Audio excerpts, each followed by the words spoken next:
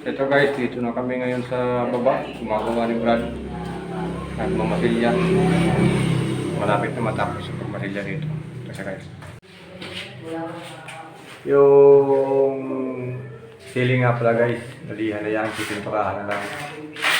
Itong wall, galing dito, double coat na ng pagmamasilya. Pero hindi pa naliliha yan. Pero double coat na yan.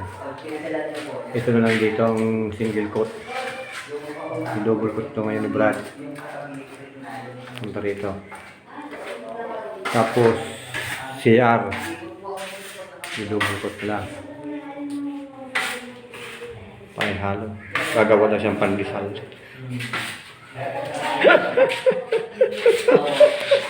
Pandesal. Gagawing merienda. Ito rito, lihain ba ito? Basa pa, pinapatuyo. Ngayon, ipaplat ko muna yung ceiling. First coat ko muna.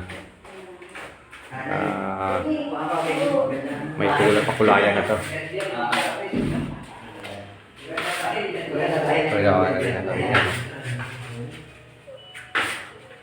Okay guys, trabaho muna tayo ngayon. Ito na yung update natin guys. Tapos na siya malihan at ayan. Ito rito. Mag-umpisa na tayo mag-flat latex. Ayan siya. Flat na natin siya. Yung CR tapos na ma-flat ni Brad. Tapos na siya ma-flat.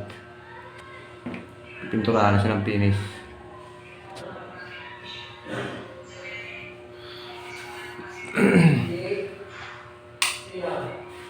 Hindi na kami magpag-video ka ng gawa ng malikabok.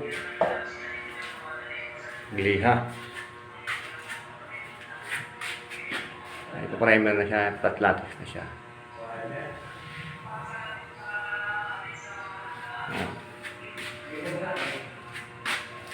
Okay. Trabaho na. Dito lang ulit kayo mamaya. Guys, mag-double coat tayo ngayon ng ceiling. Para ma-primer natin yung wall.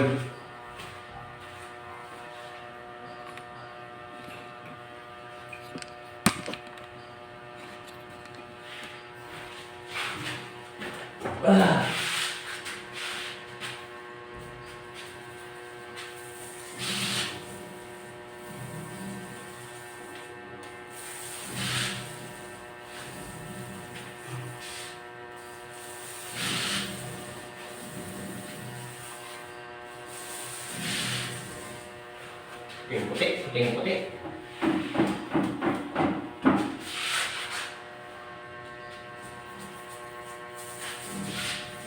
Huwag naman Brad eh, isang kumpor lang eh. Parang yung stapler na eh. Parang yung stapler na yung mukha nga, isang kumpor lang.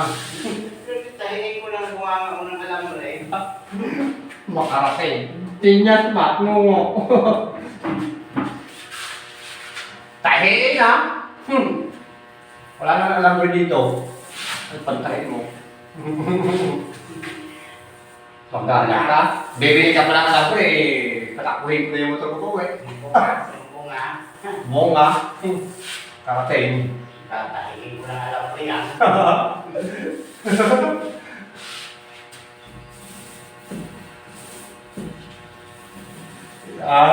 Bumili niyo ako kanina umaga. Hindi yung kanina umaga. Panibago sa salita. Panibago naman yun. Magastos. Magastos.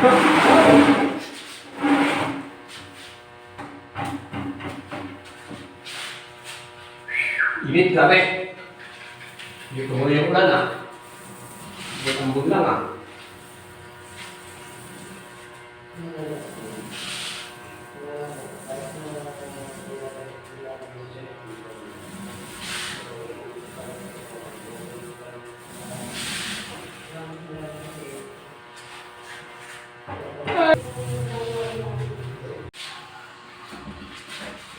Paspadan! Paspadan!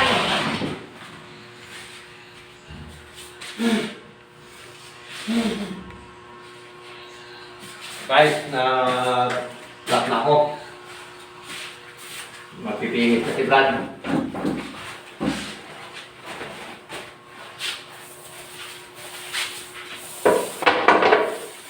Ubra!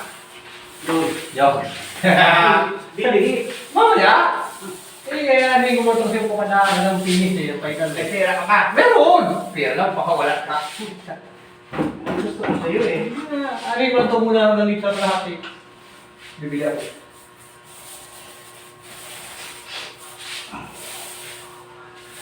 Mga tanong mo parang kala mo lang kung sira. Talaga ako. Hindi na mapipinit ka pa eh. Ano nagkakaking ka pa dyan sa lalong bintana. Malapad na magpapal. Pag pwede ang gawa, no? Pwede rin ang gumawa ng te. Sabi ko yun. Matabang ba? Matabang. Matabang. Kaya Halo. naglalagas yung mga ano. Kaya tataka ako, ba't sa lalim na bago namin yung dami mga sinanito ba? Hindi ba gumawa nun? Hindi yung ano din yung pinakamahali. Pinakamahali din yung bahay. Bilhin kasi namin yun, bahay na eh. Parang kung baga sa ano, kasali ba yun? Papasalo rin. Yung ano ba, yung pinapaupahan niya ng karong binuo niya lang. Tapos, nung tatamad na siya maningil-ningil, natamad na siya maningil, bininta niya niya lang. Ay, Ang ganun. Kaya ang boss ano, hindi maayos yung pagkakagawa ng mga ngayon mga nilagay pinipip sa materialis. sa material. Oo. Kasi ang gusto na nga, Kung papagawa ka lang naman din, dagdagan mo lang, talaga. paano, hindi naman silang titira, papaupahan lang nila sa mga tao. Sa kanya pa rin ba ayaw, kahit paupahan niya eh. Siyempre, yung quality nun, yung talaga. Oo. Kaya lagas-lagas mo, Papagawa ka na naman dito, ano muna sa standard. Kung mag-depende sa materialis. lagas-lagas, kaya siyempre, umuupa. Ayaw nila umuupa, naman naman sa gawa. Umuupa siya. Puting nga. Papay na lang si Brad. Meron bang ano, pang roller na pag sinasong mo sa pintura, parang may figura na yung pader. Na may design, yung matalas. May design. Meron. Meron ba talaga? Sa ano yung sa roller yun? Saron pa yan. Meron. Pag tinanya mo. Di ba, kahit makinis yung wall. Oo. Kung sinawsaw mo yun, yung Tapos roller pag ganyan mo, meron siyang design. sa roller yun. Sa roller yun. Sabi ko, pag maganda yata yun. Kapag ano ka na, hindi ka na maglalagay ng wall ng mga design-design sa wall, di ba? Pang-outdoor lang maramihan yun. Yun? Hmm. Ano yun? Palaban. Nalalabas. Matalas yun eh. Nalalabas. Hindi, matalas. Pero napakandal ka dyan. Kung may bata na maliit. Ah, Matalas yun. kala ko makinis siya. Hindi. Bukol-bukol yun eh. Yung ano. Ang labas lang pala yun. Hmm. Pwede, plantisan eh. Pinataas naman eh. Hindi mahawakan. Yeah. Delikado yun sa mga, ano, sa loob ng sala, kwarto. Pag may maliit na bata, pag naumpog, Ah, alas yun. akala ko siya, ano, yung design lang. Parang anay pinis ang nilabasan na yun eh. May design lang.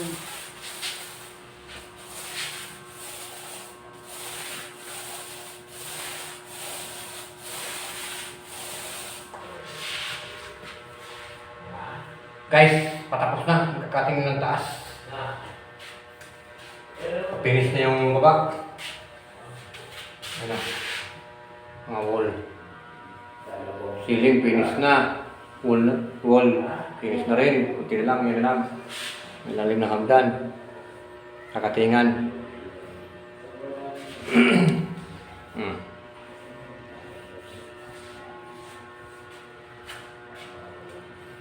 Wow.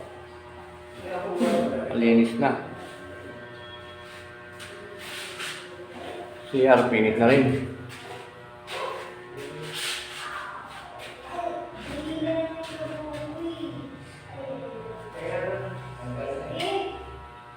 Yun guys, oh. Malinis na rin yan. Ang CR.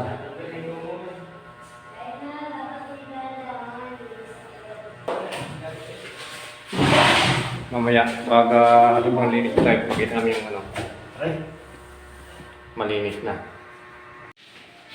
Ito na guys, oh, finish na.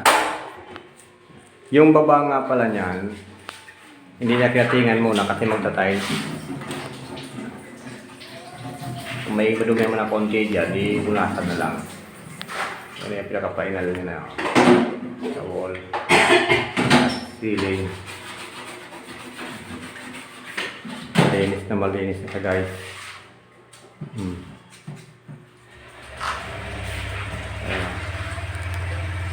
Nangangalikot si Brad doon naglilinis ng mga takip ng ano, outlet at switch.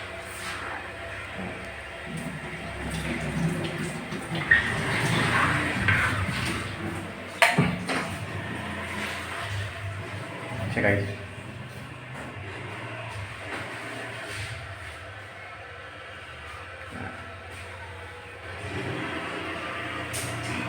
CR malinis.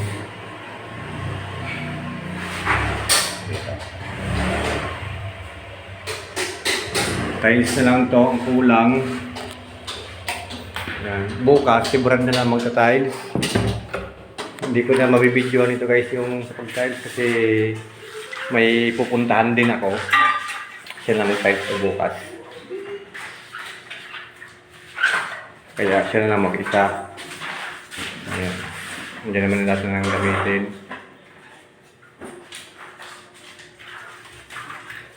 Okay, yun na yung finish ko guys. Kakabit na lang yung ilaw ko dito. Ay, yung bukilya.